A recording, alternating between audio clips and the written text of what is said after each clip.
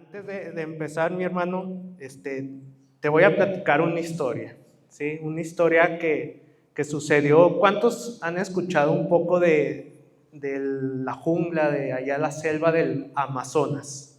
¿Verdad? Creo que todos. En Sudamérica, bueno, pues esa es la selva más grande que hay en el mundo. Y en medio de esas selvas hay tribus de gente que se quedó en el pasado, viven todavía cazando con flechas, se visten con pieles, con plantas. Y el caso es que en una tribu, muy en el centro del Amazonas, así, donde casi nadie podía llegar, hubo una investigación. El caso es que científicos, exploradores se adentraron a la jungla a investigar esta tribu porque habían descubierto o habían escuchado que había una enfermedad contagiosa, muy contagiosa dentro de esa tribu. Sí, el caso es que pues, van los exploradores, investigan, ven que ciertamente hay una enfermedad, están la gente muriéndose. Si nosotros nos ponemos a investigar en esas tribus, no son miles de gente, son cientos de personas. Entonces, imagínate una enfermedad contagiosa, pues esa tribu se desaparece, ¿sí? Ya no pueden otra vez revivir, o sea, la tribu, así como aquí, pues está lleno de gente, ¿verdad? Entonces, van, investigan y se dan cuenta de la enfermedad. El caso es que un doctor, un filántropo millonario, en los años 70 ocurrió esto, ¿sí? Va el doctor con todos sus recursos, con toda la intención de descubrir cuál es la enfermedad y poder curar a este pueblo, a esta tribu. El caso es que va el doctor, se está meses investigando con su equipo médico. El caso es que descubren cuál es la enfermedad y desarrollan un antibiótico. El caso es que, ya está el antibiótico, pero cuando el doctor quería darles la medicina, quería inyectarles la cura para su enfermedad, la gente tenía miedo de recibir la enfermedad, el antibiótico, porque ellos están acostumbrados a curarse con plantas, ¿verdad? Ellos están acostumbrados a curarse con tés, con pieles de animales, con lo que había a su alrededor, y algo desconocido para ellos les asustaba.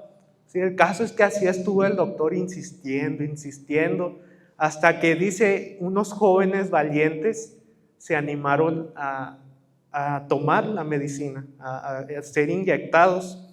El caso es que conforme la gente de la tribu iba viendo que realmente se sanaban y que no dolían, se iban acercando más, ¿sí? Y el doctor al principio, pues cuando nadie se acercaba, se sacaba de onda porque él quería sanar a la gente. Se ponía triste porque no podía cumplir su propósito por el cual él fue a esa tribu, ¿sí? El caso es que toda la tribu fue sanada gracias al descubrimiento de este doctor y del antibiótico que creó, ¿sí? Y conforme iba llegando la gente, pues el doctor más se gozaba, y el caso es que esta tribu hasta el día de hoy está existiendo gracias al descubrimiento de este doctor, ¿sí? Y déjame decirte algo, que así es Dios con nosotros, ¿sí? Jesús vino a la tierra para sanarnos a cada uno de nosotros, ¿sí? Jesús vino a la tierra con el antídoto perfecto para curarnos, para librarnos de la muerte, del pecado, ¿sí? Entonces, Dios, Jesús, se goza cuando los enfermos van delante de Él y le dicen su enfermedad, porque Él está dispuesto a curarnos. Amén, mis hermanos. Y así como este doctor, Jesús se goza con nosotros. Jesús se goza cuando tú vienes a Él. Jesús se goza cuando tú le rindes tus necesidades, cuando tú le presentas tus necesidades delante de Él. Ese es el gozo de Jesús. Y el tema de hoy le puse así, mi hermano, el gozo de Jesús. Ahorita vamos a ver más a fondo cuál es el gozo de Jesús, y para eso te voy a invitar. ¿Cuántos traen Biblia? Si no la traen en su celular o en la pantalla. Te voy a invitar que abramos nuestra Biblia en Hebreos 12. Hebreos 12, me dicen amén cuando estén ahí. Hebreos 12, vamos a leer.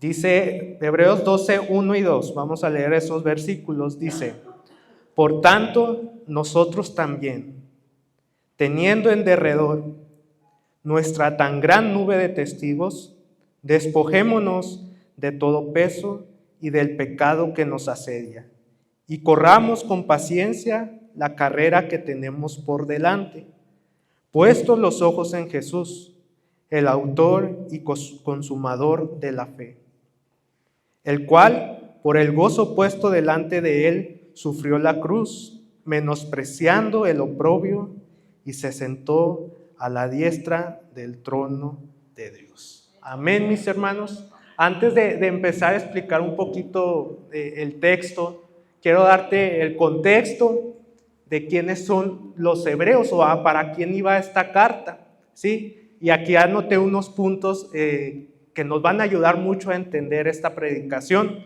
Los hebreos, bueno, eran los judíos que habían creído en Jesús, ¿sí? Eran los judíos que habían creído que Jesús era el Mesías prometido, ¿sí? Y por esa razón ellos vivían una fe bajo mucha presión y persecución.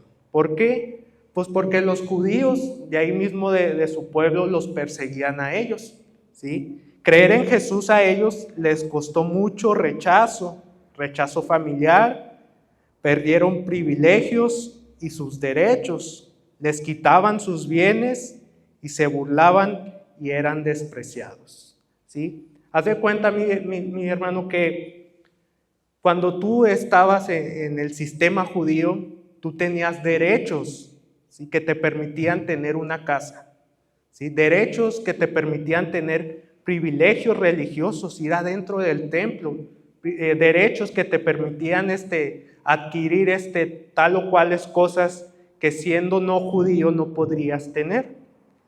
Y ellos, al creer en Jesús, perdieron todos estos derechos. ¿Sí? Es como si ahorita por creer en Jesús a nosotros nos quitan todos los derechos que tenemos, el derecho a la salud, el derecho a la educación, el derecho a la vivienda, el derecho que tú te imagines. ¿Sí? Estamos más vulnerables, ¿sí? Y estos hebreos pues ya estaban cansados. Imagínate tú vivir de esa manera en tu tierra. Estaban cansados, heridos, y muchos de ellos ya estaban pensando en volver atrás, ¿sí? Ya estaban pensando en dejar a Jesús, en dejar las enseñanzas de Jesús para ser judíos otra vez, ¿sí? Y con este contexto quiero que entendamos y pongamos todo nuestro corazón y nuestra mente, como decía nuestro pastor, para recibir la palabra del día de hoy, ¿sí? Vamos a orar. Gracias te damos, Señor, por tu palabra. Gracias, mi Dios, porque sabemos que tú nos hablas hoy. Te pido, Espíritu Santo, que ablandes nuestro corazón, que ablandes, Padre Santo, para que sea buena tierra en que la semilla pueda caer, echar raíces y dar su fruto, mi Dios. Te doy gracias por cada corazón de los que estamos aquí. Moldéanos a tu imagen, mi Dios, y permítenos conocerte cada vez más y más. Te doy gracias, mi Dios. Amén y amén. Sí, y como dice Hebreos 12, 1, 2, vamos a leerlo otra vez. Por tanto, nosotros también, teniendo en derredor nuestro tan gran nube de testigos, despojémonos de todo peso y del pecado que nos asedia. Si te fijas aquí, habla, después dice, y corramos una carrera. Habla de una carrera, ¿sí? El cristiano, nuestra vida cristiana, consiste en una carrera, ¿sí? Una carrera, mi hermano, si tú te fijas, es una competencia en a ver quién llega primero a la meta, ¿sí? El caso es que nosotros ya no estamos compitiendo por ver quién llega primero, pero sí estamos tratando de avanzar. En una carrera nadie corre en sentido contrario, ¿verdad? En una carrera todos van para adelante, ¿sí? Como decía nuestro pastor ahorita, nosotros como iglesia tenemos que estar nosotros primeramente corriendo hacia adelante, y si volteamos y vemos un hermano que está pensando volver atrás, tenemos que levantarlo y ayudarlo a que siga corriendo la carrera, ¿sí? Y como primer punto, mi hermano, puse que nosotros no podemos correr una carrera con cadenas. Imagínate tú correr una carrera cargando un bulto de cemento. No, ¿verdad? Es imposible. Incluso caminar cuesta cargar un bulto de cemento, ¿sí? Ahora nosotros, ¿sí?, no tenemos un bulto de cemento cargándolo, pero tal vez sí tenemos pecados, sí tenemos hábitos, sí tenemos pensamientos que cargamos en nuestra vida diaria. Y aquí en Hebreos nos dice: despojémonos de todo peso y del pecado que nos asedia, ¿sí? Para correr la carrera de la fe hacia la meta que es Jesús, ¿sí?, no tenemos que ir cargados. ¿Por qué, mi hermano? ¿Quién murió por nuestros pecados? Jesús. ¿Quién murió por nuestras enfermedades? ¿Quién murió por nuestros pensamientos de muerte? Jesús. Él ya lo cargó, ¿sí? Él ya pagó el precio por ti y por mí, de aquello con lo cual nosotros seguimos cargando. Si ya lo pagó Jesús, ¿por qué nosotros seguimos cargando con ese peso, verdad? Y muchas veces, mi hermano, tampoco es pecado, no son pecados los que traemos, pero sí son desconfianza, falta de fe, falta de motivación, ¿sí?, desánimo, y a veces ese desánimo lo contagiamos a nuestros hermanos y la carrera se hace más pesada, no avanzamos, tal vez nos quedamos parados, estancados y no logramos avanzar en el conocimiento de quién es Jesús, ¿sí? Entonces, para empezar, no podemos correr con esa mochila llena de cemento, lleno de piedras. Entonces, ¿qué tenemos que hacer con esa mochila? Quitárnosla, ¿sí? Tenemos que despojarnos de todo el peso y del pecado que nos asedia, ¿sí? ¿Y quién llena esa mochila del peso? Nosotros mismos. ¿Sí? Nosotros mismos vamos llenando esa mochila con piedras, con cosas que no nos corresponden, con pensamientos, con pecados, con hábitos que Jesús ya pagó por ti y por mí, ¿sí? Jesús murió por tu libertad y por la mía, ¿sí? Y cuando tú vas conociendo a Jesús, cada vez más y más te vas dando cuenta de lo valioso que eso es. Y aquí la respuesta, la pregunta es: ¿por qué nosotros nos seguimos llenando de esas piedras, de eso que nos detiene, de eso que nos impide avanzar? ¿Por qué? ¿Por qué nos llenamos de eso? Es porque perdemos de vista y nos olvidamos de la gracia y misericordia que Dios tiene para ti y para mí. ¿Cómo puedo yo conocer cada más a Jesús? Lo hemos predicado en tu comunión diaria con Dios.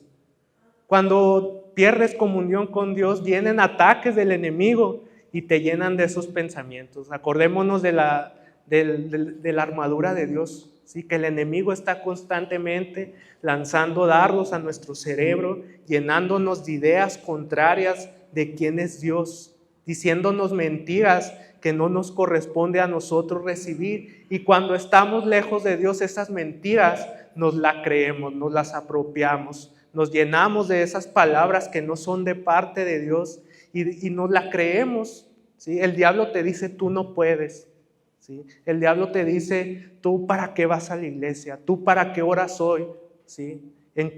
Y eso pues son mentiras, ¿sí? El diablo dice: tú no puedes tener sanidad. El diablo dice: tú no tienes libertad, tú estás encadenado a este pecado, ¿sí? Pero Dios nos dice lo contrario, ¿sí? Dios nos dice que tú eres libre. Dios nos dice que Él murió por ti, por mí. Él derramó hasta la última gota de su sangre por tu libertad y la mía, ¿sí? Si queremos dejar de llenar nuestra mochila de piedras y cosas que nos estancan, debemos de priorizar nuestra relación, nuestra búsqueda con Dios, ¿sí? Tener una relación firme con Dios nos libra y nos hace más ligeritos y podemos correr la carrera con más libertad. ¿Cuántos queremos eso? Amén, mis hermanos. ¿Sí? Entonces Jesús ya cargó todo el pecado y enfermedad o problemas que nos pueden frenar. Amén. ¿sí? Vamos a Hebreos 4, 14 al 16.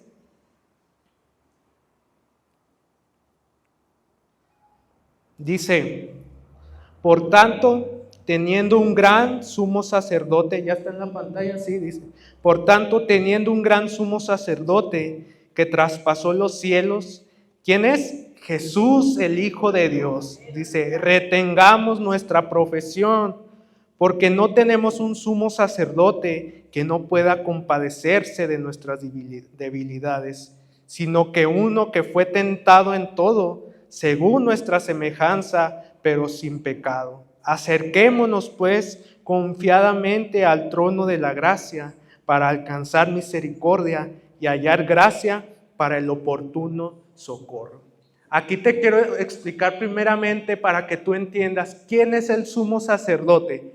Los judíos tenían un líder religioso que estaba viviendo en el templo, ¿sí? Era el líder, el gran sumo sacerdote, así se llamaba. ¿Qué hacía ese sumo sacerdote? Él intercedía por el pueblo hacia Dios. Él derramaba la sangre de un carnero, se lo presentaba a Dios y luego iba delante de la presencia de Dios a presentar las plegarias que el pueblo tenía en ese entonces. Entonces era un intercesor, en otras palabras, ¿sí? Pero aquí nos dice, teniendo un gran sumo sacerdote que traspasó los cielos, Jesús el Hijo de Dios. Dice, no tenemos un sumo sacerdote que no pueda compadecerse de nuestras debilidades, sino que uno que fue tentado en todo según nuestra semejanza, pero sin pecado. ¿Sí te das cuenta de estas palabras? Jesús, el gran sumo sacerdote, el que traspasó los cielos, nuestro intercesor personal, pasó por lo mismo que tú y yo hemos pasado. Dios hizo hombre, vino a la tierra para morir por ti y por mí, pero Él lo hizo porque tenía que tomar la forma humana para salvarnos a nosotros de la maldad, del pecado que nos asediaba.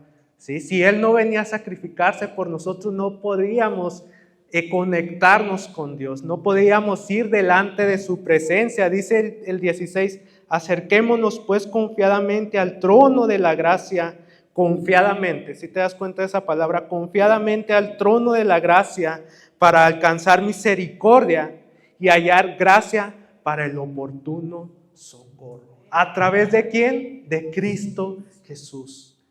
Jesús ya tuvo las batallas que tú tienes el día de hoy. Jesús ya fue tentado por el pecado que tú eres tentado el día de hoy. Jesús ya venció ese pecado. Jesús ya venció esa batalla. Entonces, ¿por qué no nos acercamos confiadamente a aquel que es nuestro único socorro, aquel en que podemos encontrar misericordia y gracia? Dice, Él es nuestro sumo sacerdote, el perfecto sumo sacerdote que nos acerca a la presencia de Dios. Amén, mi hermano. Si tú tienes en tu mente esa batalla de no merezco, Jesús pagó el precio porque ciertamente no merecemos nosotros acercarnos a la presencia de Dios. Pero es por Jesús que está intercediendo por ti y por mí que podemos ir delante de su presencia. Quiero que te apropies de esta palabra porque eso lo hizo Jesús por ti y por mí. Quiero que te apropies de que Jesús es tu intercesor, ¿sí? Porque eso depende cómo vivimos nosotros nuestro día a día. Amén, mi hermano. Y vamos a pasar a leer a Hebreos 9, 13 al 14.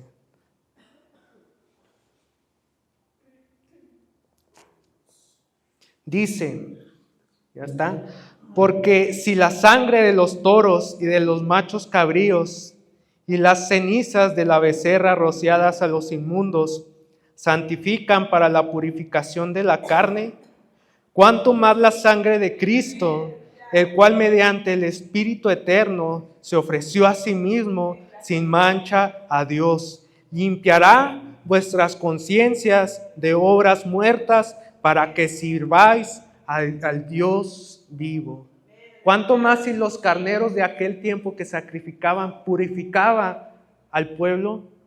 Ahora dice, cuánto más la sangre de Cristo, el cual mediante el Espíritu eterno se ofreció a sí mismo sin qué, sin mancha, ¿sí? Sin mancha a Dios, limpiará vuestras conciencias de obras muertas para que sirváis al Dios vivo. ¿Sí te acuerdas que decía Hebreos 12? Despojémonos pues del pecado y de las obras de muerte que nos asedian. ¿Sí? ¿Quién nos limpia nuestras conciencias de las obras de muerte? Jesús, a través de su sangre. ¿Por qué nos dice Jesús eso? ¿Por qué nos dice aquí Pablo esto? ¿Sí? Porque nosotros, mi hermano, no podemos servir a un Dios vivo con obras, con pensamientos o obras de muerte. ¿Sí? Nuestras conciencias, nuestra mente no puede estar llena de maldad o pensamientos de muerte mientras servimos al Dios vivo. ¿Sí? Limpiará vuestras conciencias de obras muertas para que podamos servir al Dios vivo. No podemos servir al Dios vivo con libertad si cargamos con obras muertas en nuestra mochila. ¿Sí? No podemos servir al Dios vivo si tenemos pensamientos de muerte. ¿Cómo me puedo yo librar de esos pensamientos de muerte, de esas obras muertas? Entrégaselas a Jesús. ¿Sí? Esa es la única respuesta. ¿Cómo me puedo yo librar de eso? Entrégaselas a Jesús. Él murió, Él derramó su sangre sin mancha, sin pecado, por ti y por mí, para que nuestras mentes, nuestra conciencia viva en la libertad que Él nos ofreció. Sí, lo mismo que Él pasó, ya pasó Jesús por lo que nosotros estamos pasando. La lucha que tienes hoy, Jesús ya la venció por ti y por mí. ¿Sí? Y cuando soltamos, ¿sí?, las piedras, los pensamientos, el pecado, los malos hábitos, las obras de muerte, delante de la presencia de Jesús, Él se goza, mi hermano. ¿Sí? Él se goza en sanarte, Él se goza en restaurarte, Él se goza en darte un propósito, Él se goza en levantarte, en darte vida, en darte restauración, en llenar tu familia de gozo, en darte un futuro seguro. Él se goza en sanarte a ti, mi hermano. Entonces, no tengas miedo tú de dejar tus piedras delante de Jesús, porque Él se goza en restaurarte. Amén, mi hermano. Jesús se goza en eso. ¿Sí? Así como el doctor se gozaba en que se sanaran los enfermos, Jesús se goza mucho más cuando un pecador se arrepiente. Cuando tú entregas tu peso adelante de la presencia de Dios. Amén, mi hermano. ¿Sí? Lo que quiere Jesús con nosotros es que corramos con libertad la carrera. ¿Sí? Y el segundo punto, mi hermano, le puse: corre con paciencia. Y vamos a regresar a Hebreos 12.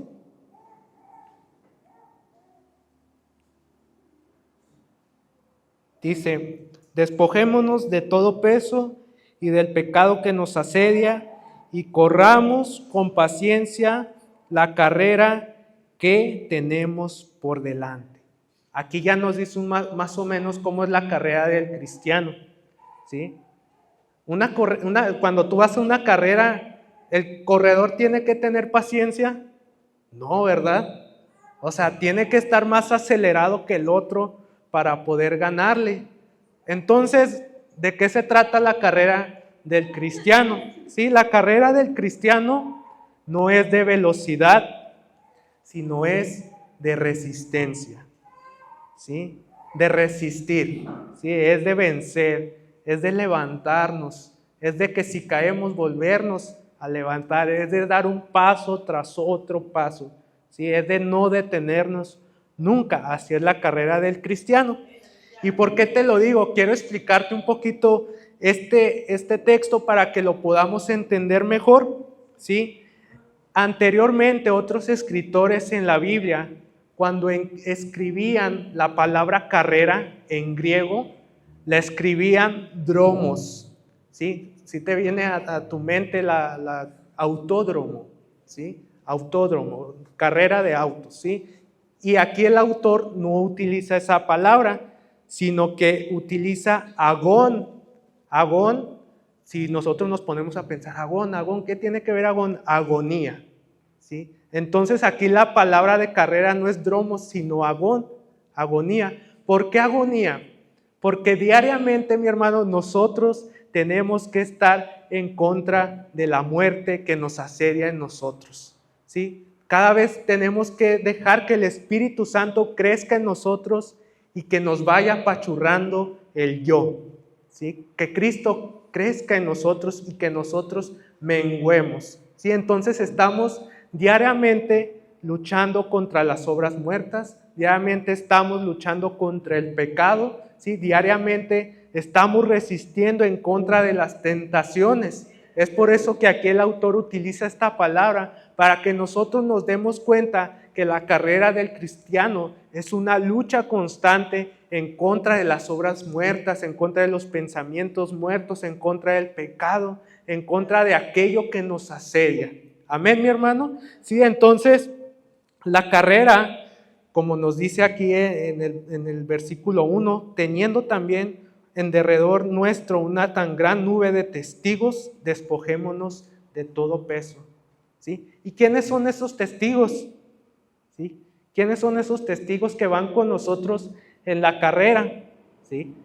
Pues somos tú y yo, ¿sí? Es tu hermano el que está a tu lado, ¿sí? Es aquí en la Biblia, en el capítulo anterior, en Hebreos 11, si nos ponemos a leer, ahí nos narra de los hombres de la fe, de que Noé, que Abraham, ¿sí? Ellos, a pesar de su pecado, Dios los escogió para libertad del pueblo y la descendencia de Abraham por su fe alcanzó salvación, ¿sí? Y así nosotros cada uno estamos corriendo la carrera del cristiano, estamos corriendo la carrera de Cristo, ¿sí? Entonces, teniendo estos testigos, nosotros nos damos cuenta que no estamos corriendo solos la carrera, ¿sí? ¿Qué te quiero decir con esto?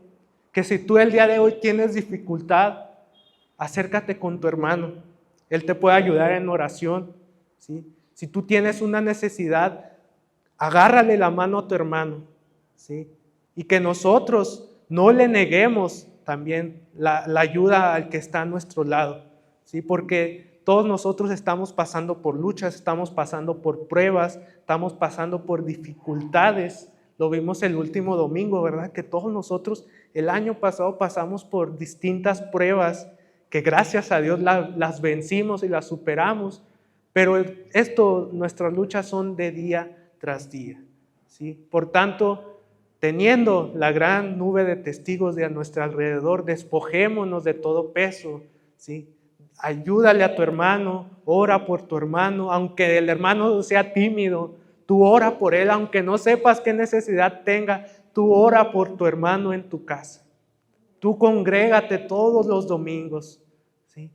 Porque es donde nos juntamos con nuestros hermanos. Ven los jueves, ven a las reuniones de las mujeres, ven los sábados a los jóvenes, ¿sí? Porque es donde tenemos la comunión con nuestros hermanos. Entonces, aparte de nuestros hermanos, alguien que está corriendo la carrera con nosotros es Jesús, ¿sí? No solamente intercedió, dio su vida por nosotros, sino que está corriendo juntamente con nosotros la carrera cada día, ¿sí? Entonces, si nos ponemos a analizar un poco aquí lo que nos quiere decir el autor, dice, es que Dios no nos exige que nunca nos cansemos.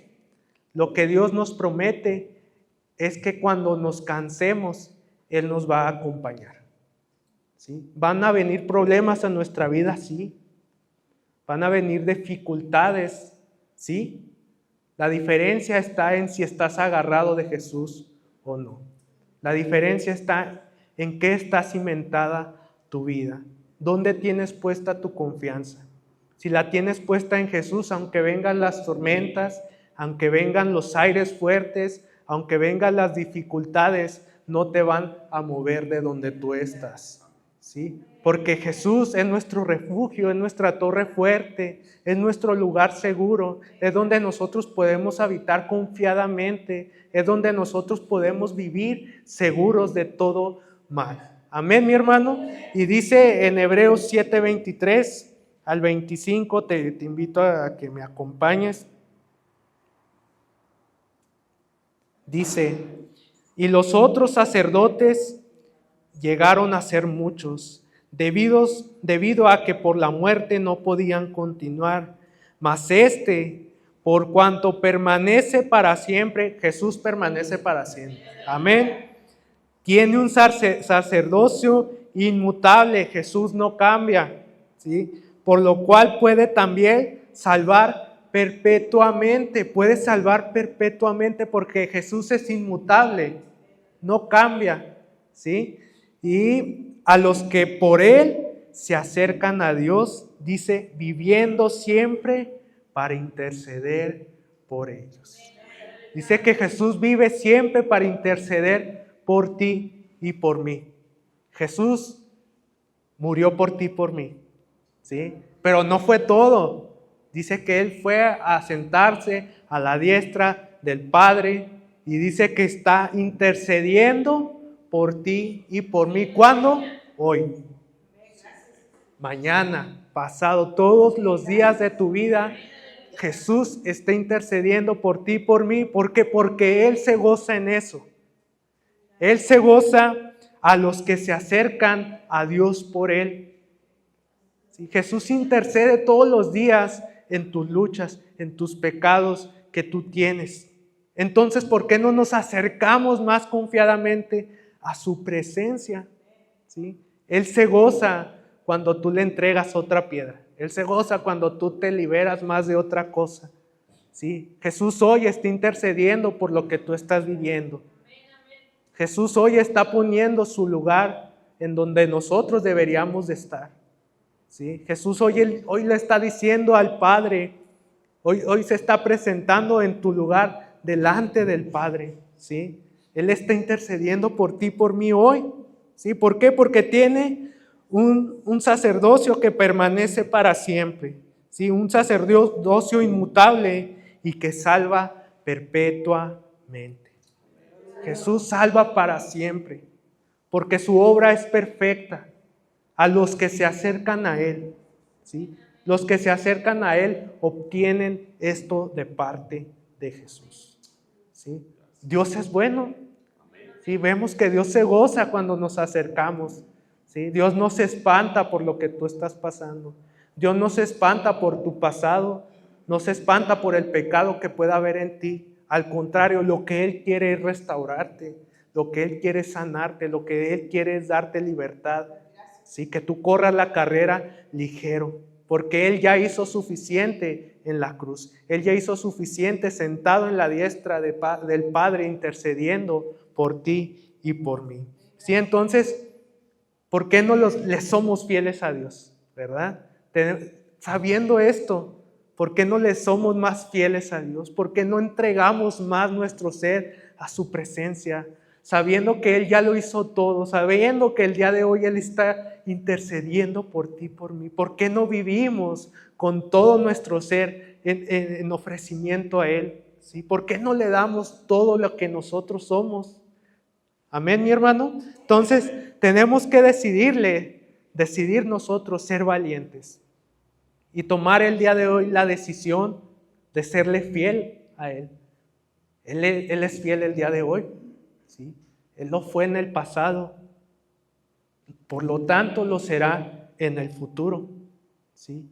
Y sabiendo eso, pues más yo conociendo esto, analizando esta palabra, me di de cuán profundo es el amor de Dios hacia cada uno de nosotros. ¿Sí? Y lo que yo hago con esta palabra es abrazarla y no soltarla nunca más, porque es mi ancla, es mi refugio que me permite darme cuenta todos los días de mi vida que tengo un Dios que está corriendo la carrera a mi lado, que no me deja solo. ¿Sí? Dios no se cansa, mi hermano. Dios no está ocupado. Dios es todopoderoso. Él no cambia. ¿Sí? Él no tiene fuerzas limitadas. Él es el todopoderoso. ¿Sí? Entrégale tu vida a aquel que puede cambiarla, aquel que puede transformarla. Amén, mi hermano. ¿Sí? Y cuando avanzamos, mi hermano, un paso más en la carrera, Es como si otra vez Jesús se gozara. Jesús se emociona, Jesús le da alegría cuando tú das otro paso, ¿sí? Y el punto número 3, mi hermano, le puse la meta, y para eso allí mismo en Hebreos 12,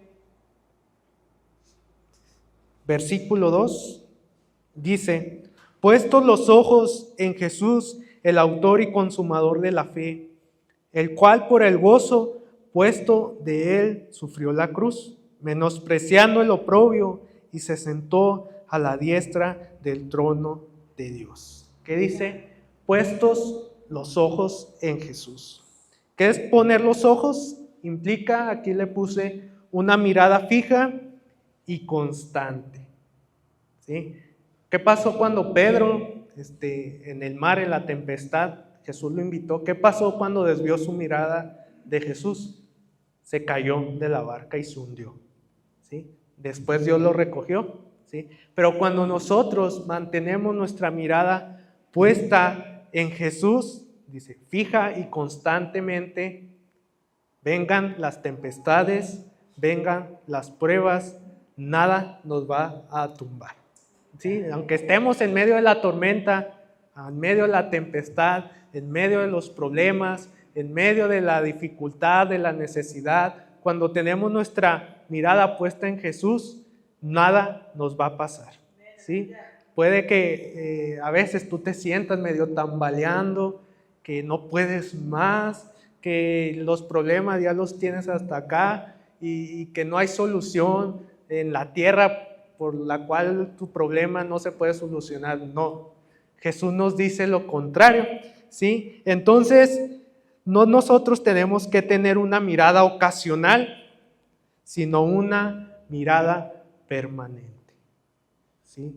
Eso es lo que pide Dios de nosotros, que nosotros tengamos nuestra mirada puesta en Él permanentemente, ¿sí? Eso habla de nuestra relación con Dios. Tenemos que permanecer con Él todos los días de nuestra vida. Tenemos que buscarlo a Él todos los días de nuestra vida. Tenemos que buscarle y hablar con Él día y noche. Tenemos que acudir primero a Él, que Él sea nuestro primer refugio, que Él sea nuestra primera ayuda, que Él sea nuestro primer consuelo, que Él sea todo lo primero en nuestra vida. Amén, mi hermano. Y la fe se debilita cuando quitamos nuestra mirada de Jesús. ¿Cuándo somos inconstantes? Cuando quitamos nuestra mirada de Jesús.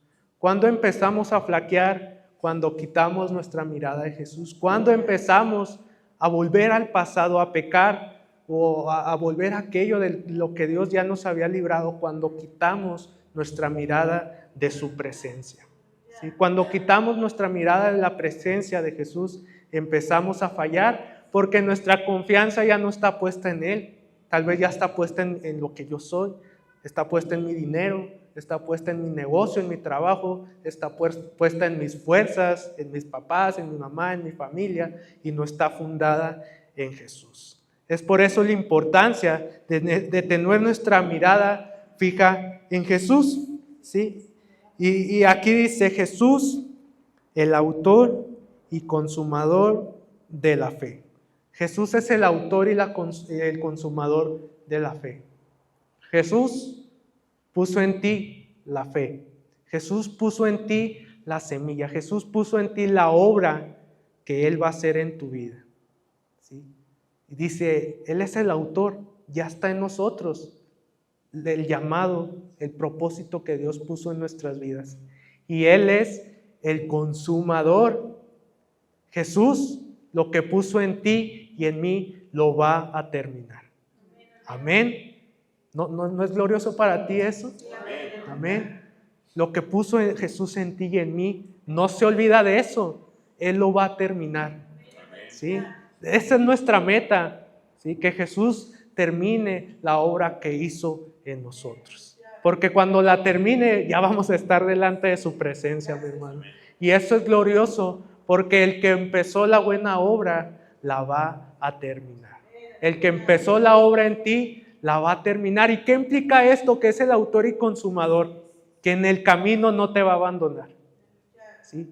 que si Él la empezó, Él la va a terminar. Él está contigo el día de hoy, Él está contigo en la carrera, ¿sí? Lo que tú estás pasando, Dios está a tu lado, ¿sí? Él se goza cuando tú te liberas, cuando tú le entregas, cuando tú le dices por lo que estás pasando, porque eso habla de que tú estás confiando en Él, de que tú tienes tu mirada puesta en Jesús, el autor y consumador de la fe, el cual por el gozo puesto delante de Él sufrió la cruz. ¿Cuál era el gozo de Jesús antes de ir a la cruz? Tú y yo. Tú, la hermana Alicia, es el gozo de Jesús. Nuestra hermana Ruth, cada familia aquí somos el gozo de Jesús. ¿Qué vio Jesús antes de ir a la cruz? Vio tu mirada, vio tu cara, vio tu condición, vio tu vida. Jesús eso vio antes de ir a la cruz.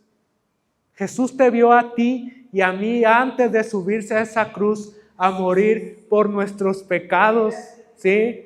Eso me llena a mí de amor y de consuelo, sabiendo que Dios ya me conoce en mi totalidad y aún conociéndome antes de ir a la cruz decidió morir por mí, aunque yo no lo merecía, aunque yo le fallo constantemente, aunque mi vida a veces refleja lo contrario. Dios decidió, Jesús decidió subirse a la cruz y derramar hasta la última gota de su sangre por ti.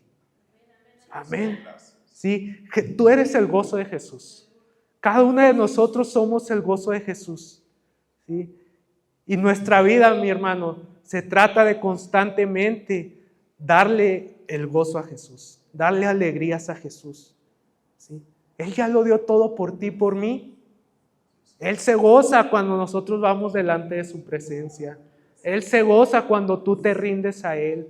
Él se goza cuando te congregas. Él se goza cuando le confiesas tus luchas. Él se goza cuando le dices que tú ya no puedes más. Él se goza aunque tú no lo creas con eso. ¿Sí? Él está dispuesto a cargar lo que tú estás cargando. Vengan a mí el cansado, ¿sí? El sediento. Venga a mí el que tiene necesidad de salvación, de sanidad, dice Jesús, porque yo los haré descansar. ¿Tú estás cansado? ¿Sí? Yo estoy cansado de este mundo, de sus injusticias. Yo estoy cansado de las enfermedades de este mundo. Yo estoy cansado del pecado. El único que me puede librar de eso es Jesús.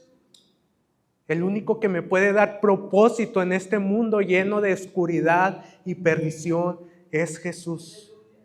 Es el único. Si tú tienes un pasado lleno de oscuridad, Jesús se goza en restaurarte. Jesús se goza en darte un propósito a ti y a tu familia. ¿Sí? Y para terminar, mi hermano, estos versículos que acabamos de analizar, sí son un llamado a esforzarnos más, pero más que un esfuerzo es un llamado a cambiar nuestra forma de vivir. ¿Por qué? Porque estas palabras son contundentes, son fundamentales en cómo nosotros conocemos a Dios. Si nosotros logramos entender lo que estos versículos nos dicen acerca de quién es Jesús, creo que nuestra mochila, nuestras cargas son más ligeras. ¿Sí? Cuando entendemos que Él se goza en cargar tus luchas, tus malos hábitos, tus pensamientos de muerte, porque lo vimos que Dios no cambia, es inmutable, es para siempre. ¿Sí? Él permanece todos los días de su vida, Jesús, hasta la eternidad, intercediendo por ti y por mí. Jesús no se cansa, Jesús se goza cuando tú te acercas a Dios. Jesús se goza cuando tú te rindes delante de su presencia.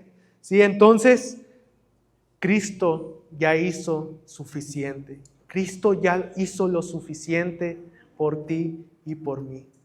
¿Sí? Si Cristo ya hizo lo suficiente por ti y por mí, los que tenemos que cambiar la forma de vivir somos tú y yo.